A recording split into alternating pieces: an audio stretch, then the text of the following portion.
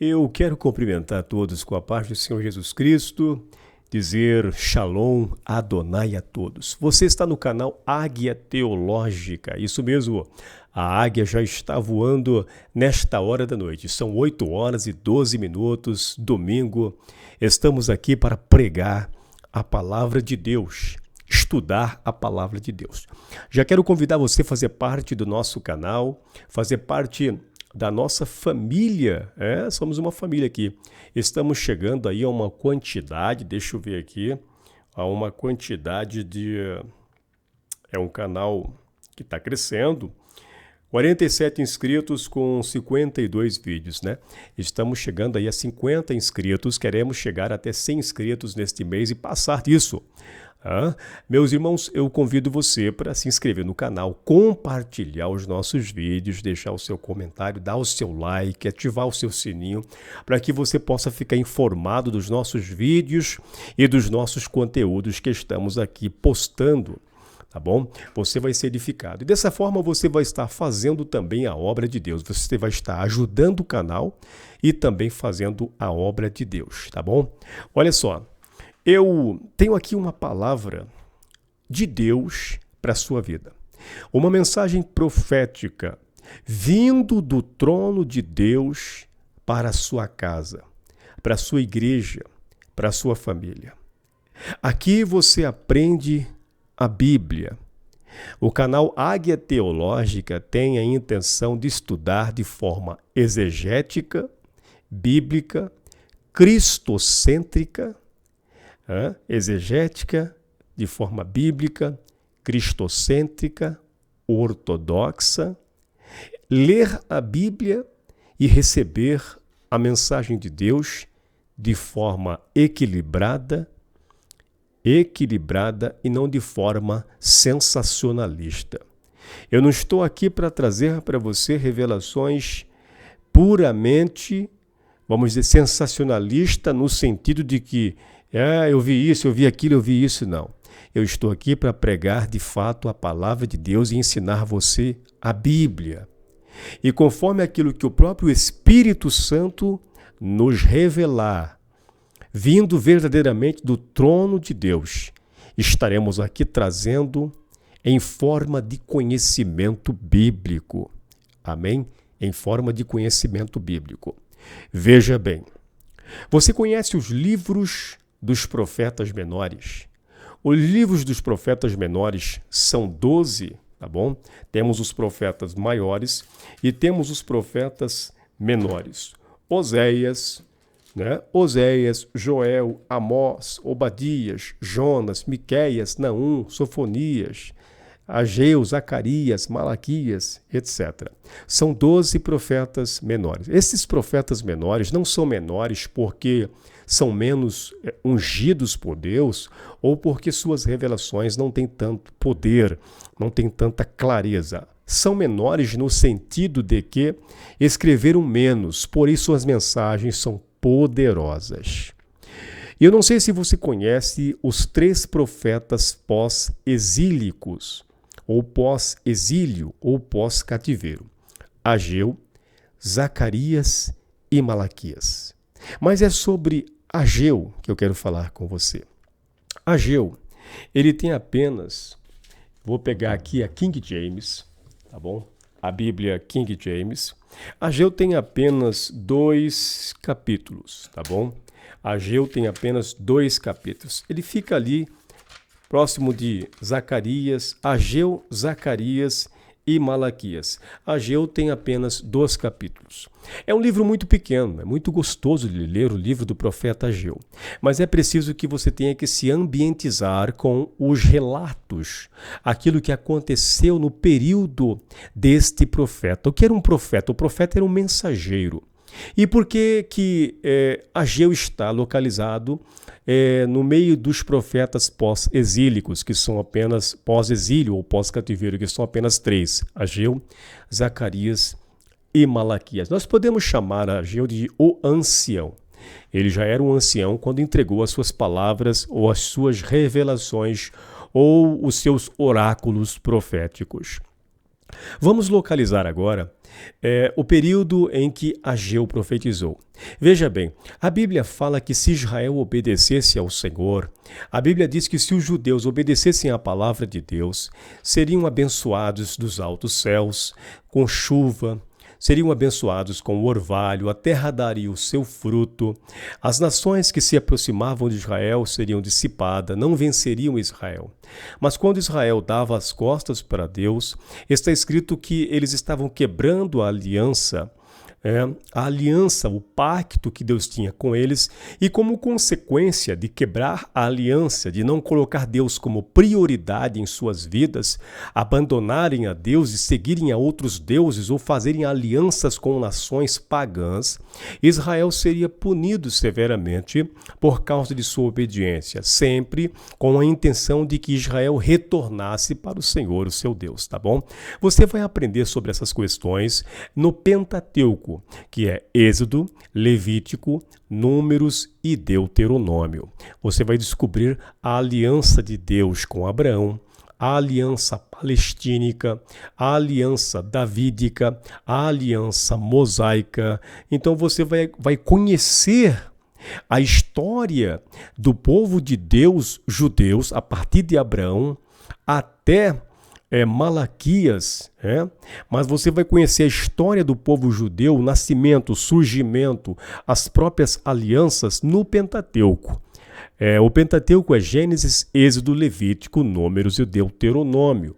Este é conhecido como os 5 livros, ou o Pentateuco, que vem de penta, que significa 5, tá bom? 5. Então, Ageu, ele acaba trazendo a mensagem de Deus em um período posterior às rebeliões de Israel e Judá contra Deus. Está escrito que Nabucodonosor, primeiramente veio o rei da Assíria, Senaqueribe, e depois veio outros reis, e acabaram invadindo a terra de Israel, tá bom? Parece que depois de alguns anos, veio Nabucodonosor e invadiu a terra de Judá e levou as pessoas cativas para a Babilônia. Você vai ler isso em Daniel, você vai ler profecias relacionadas a esta fase de Israel em Isaías, Jeremias, Lamentações de Jeremias, Ezequiel, tá bom?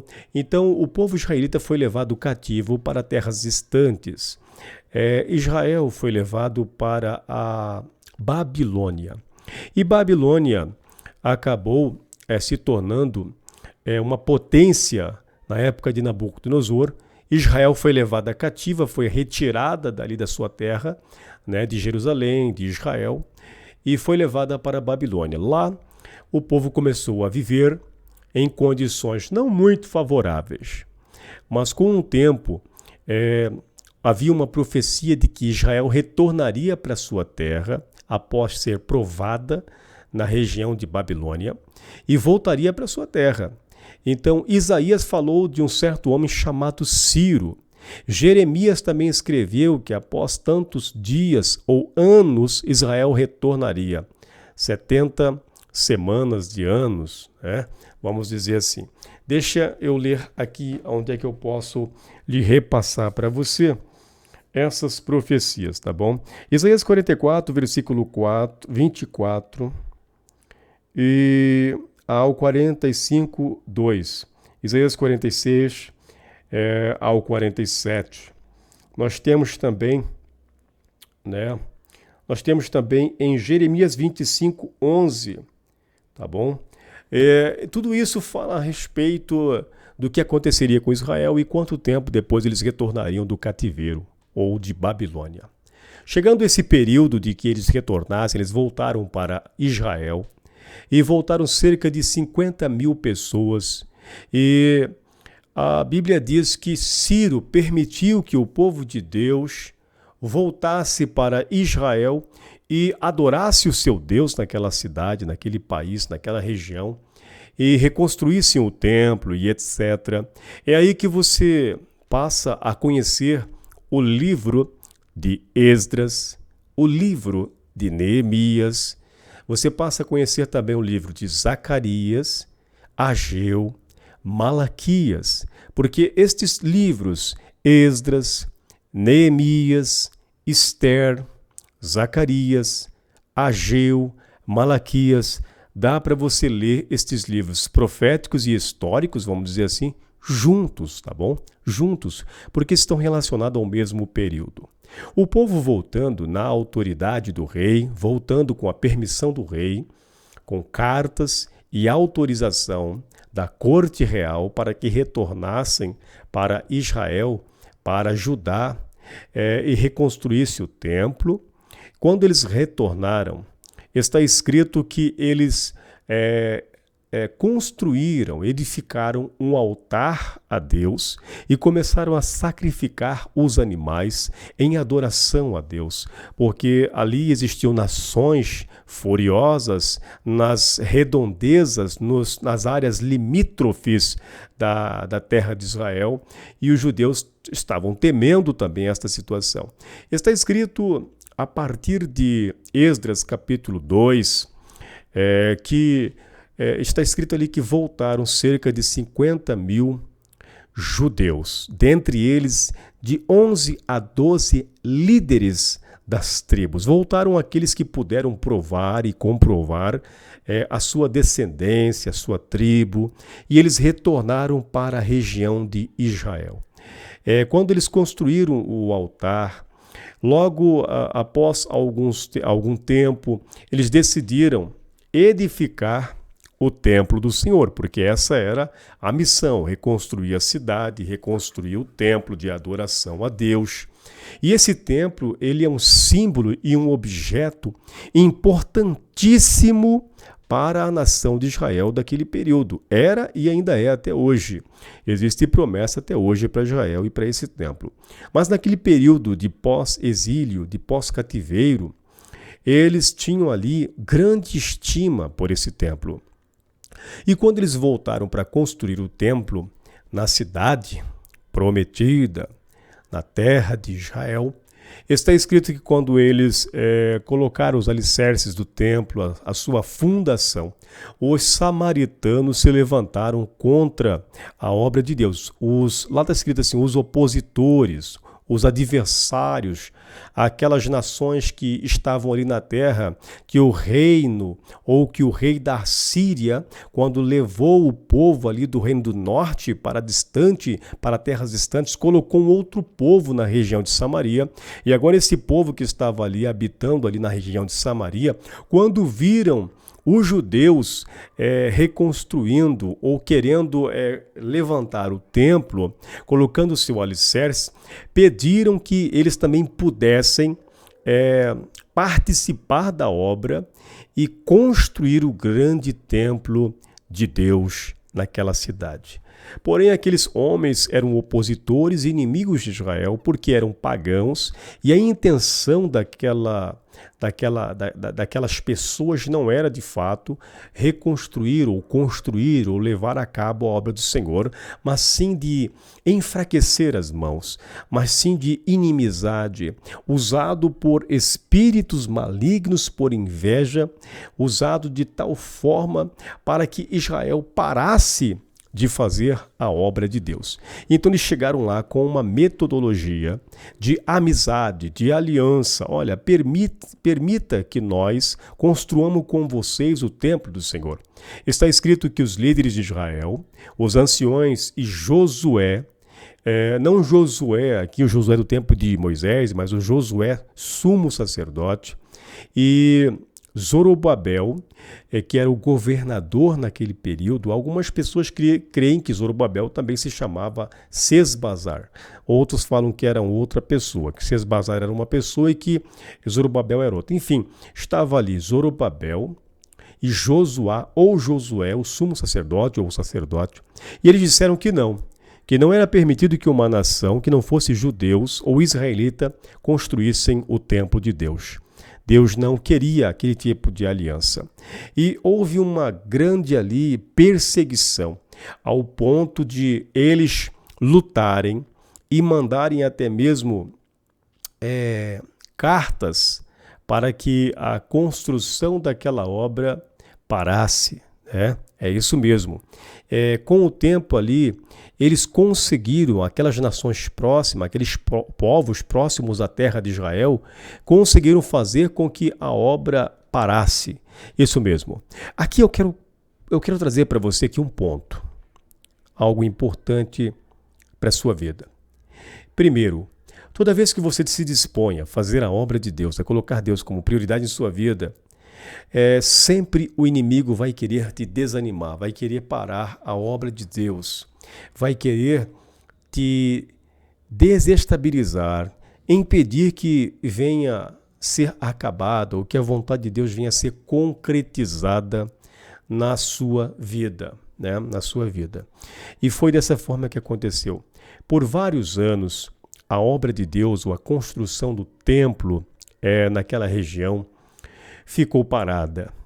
Foi nesse contexto que Deus levantou Ageu e Zacarias, o ancião e o Zacarias se encontrava mais novo nesse período. Deus então levanta Ageu e Zacarias para encorajar Israel a continuar a obra do Senhor, a continuar a construção dos alicerces do templo e acabar aquela obra. É aí que Deus começa a nos falar através do livro do profeta Ageu. O teor da mensagem é esta.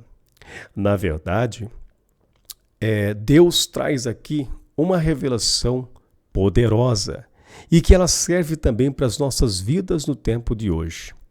Quando Deus diz para Israel, na boca do mensageiro, do profeta Ageu, é assim que vocês dizem, não é tempo ainda de edificar a casa do Senhor.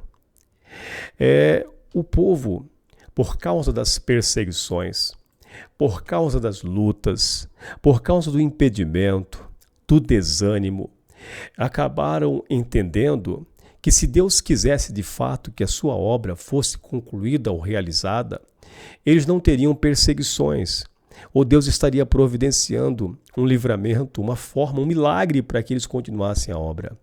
Mas Deus não estava de acordo com esse tipo de pensamento de nenhum deles, nem dos anciões, que eram 11 ou 12, nem de Josué, o sumo sacerdote, nem de Zorobabel.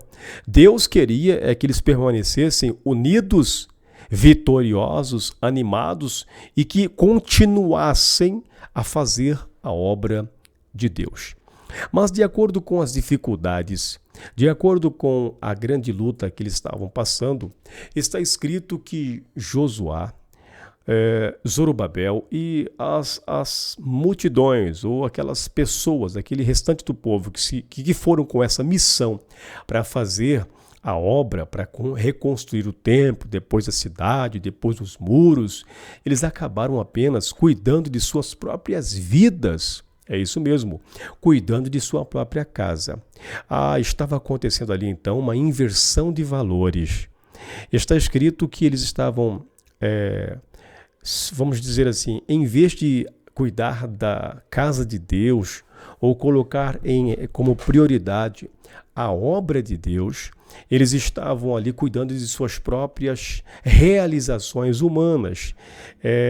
Estavam ali cuidando de satisfazer os seus desejos humanos, naturais e carnais. Estavam cuidando de suas vidas e deixando a causa do Mestre, ou a casa de Deus, ou a causa do Mestre, vamos dizer assim, ou o reino de Deus, nas mãos de Deus. Tipo assim, não vou fazer essa obra porque se Deus fosse conosco, se realmente Ele quisesse que fosse concluída essa obra, Ele estaria providenciando o livramento, esses cidadãos estão impedindo a obra de Deus, então vamos cuidar de nossa vida. E eles começaram a construir casas com madeiras preciosas, isso mesmo.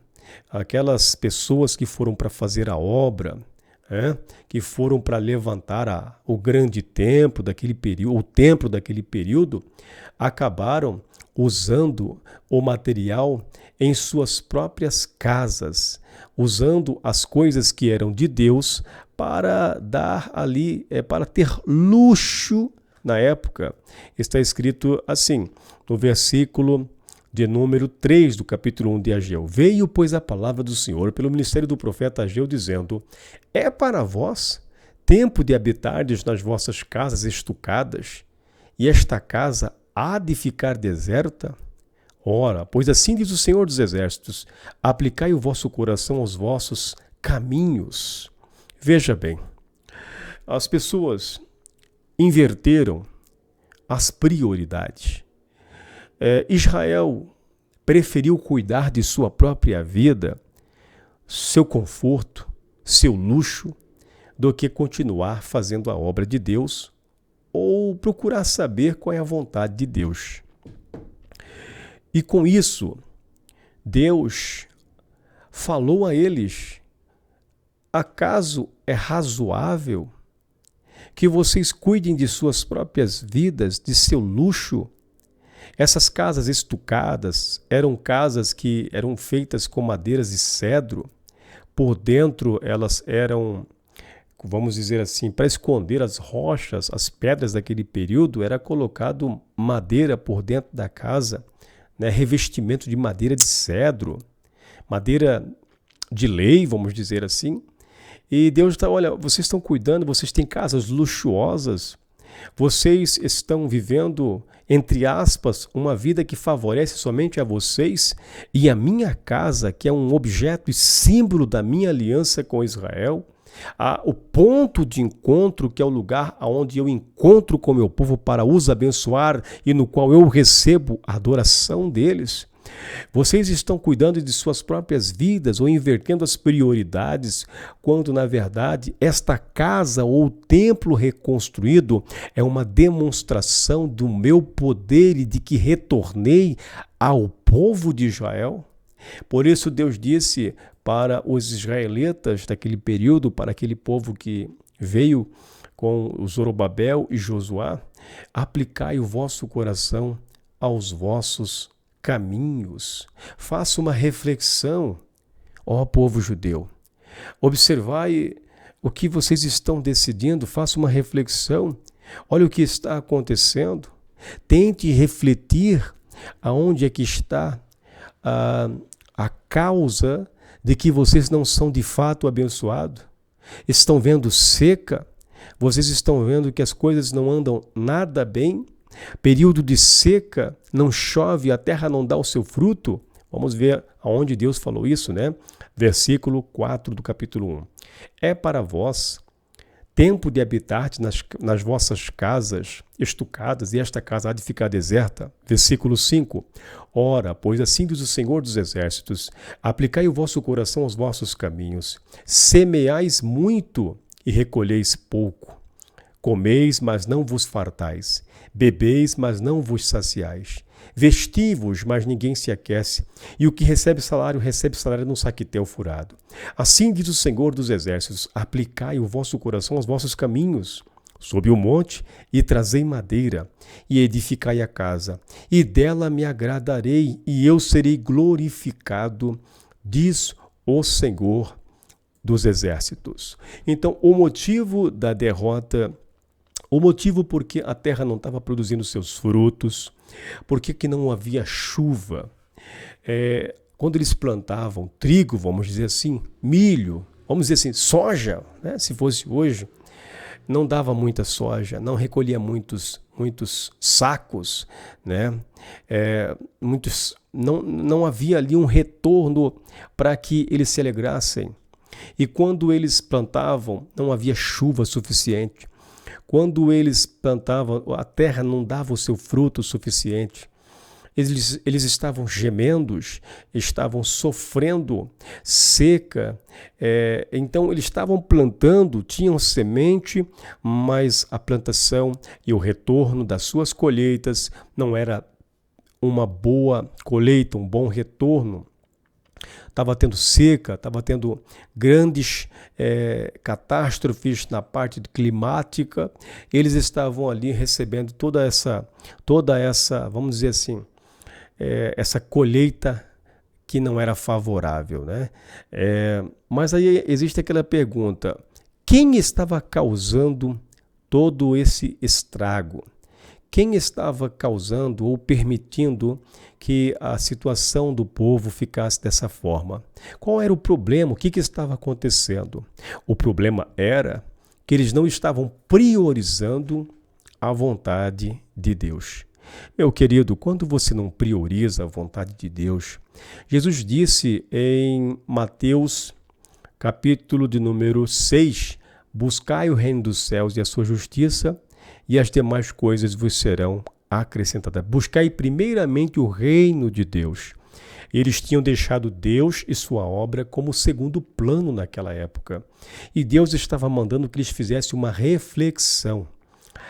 Está escrito no capítulo 1, versículo 7, assim diz o Senhor dos Exércitos, aplicai o vosso coração aos vossos caminhos, subi o monte e trazei madeira, e edificai a casa, e dela me agradarei, e eu serei glorificado, diz o Senhor dos Exércitos. Olhastes para muito, mas eis que alcançaste pouco. E esse pouco, quando trouxeste para casa, eu lhes assoprei. Por quê? Disse o Senhor dos Exércitos, por causa da minha casa que está deserta, e cada um de vós corre à sua própria casa. Por isso, retém os céus o seu orvalho, e a terra retém os seus frutos. E fiz vir seca sobre a terra e sobre os montes, e sobre o trigo, e sobre o mosto, e sobre o azeite, e sobre o que a terra produz, como também sobre os homens, e sobre os animais, e sobre todo o trabalho das vossas mãos. Louvado seja o nome do Senhor Jesus Cristo. Então nós percebemos que Ageu está entregando uma revelação profunda para Zorobabel, para Josué, ou para o povo que se encontrava ali apático, que se encontrava na inatividade e que estava invertendo as prioridades. Está escrito que o próprio Deus permitiu que não chovesse. Eu fiz parar a chuva. Eu fiz que viesse seca. Eu enviei a seca. Eu estou permitindo que vocês não sejam saciados, que vocês não colham ou não colham o suficiente. E quando vocês colhem, vendem o produto, vocês acabam colocando num saquetel e este está furado. Ou seja, algo não está prosperando, coisas não estão indo bem. Mas o motivo é que vocês inverteram as prioridades. Vocês esqueceram da minha casa. Vocês não estão me escutando nem cuidando da minha obra. Não estão reconstruindo ou construindo o templo. Esta palavra traz para nós um grande ensinamento, uma grande verdade. E dentro desta palavra, você pode descobrir um princípio do reino de Deus. O princípio é que Israel precisava voltar a priorizar a vontade de Deus e a sua obra. Se as coisas não estão dando certo para você, talvez você está colocando muitas outras coisas antes da vontade de Deus, antes da obra de Deus. E você está sofrendo consequências por isso. Você percebe que a sua vida nada está andando bem. Nada está acontecendo a teu favor. Você está até pedalando, mas você chega à conclusão, quando você chega ao fim do mês, você chega à conclusão que não foi justamente aquilo que você esperava. E eu estou aqui passando para você a receita, o código. Eu estou passando para você aqui o princípio do sucesso. O princípio do sucesso no ministério. O princípio de uma realização com grandes frutos na vida. É você colocar priorizar primeiramente o reino de Deus e a sua vontade. Está escrito que Zorobabel, Josué, está escrito que após eles ouvirem isto da parte de Deus, passou-se por um tempo de reflexão e de análise pararam para aplicar o coração aos próprios caminhos. É assim que funciona.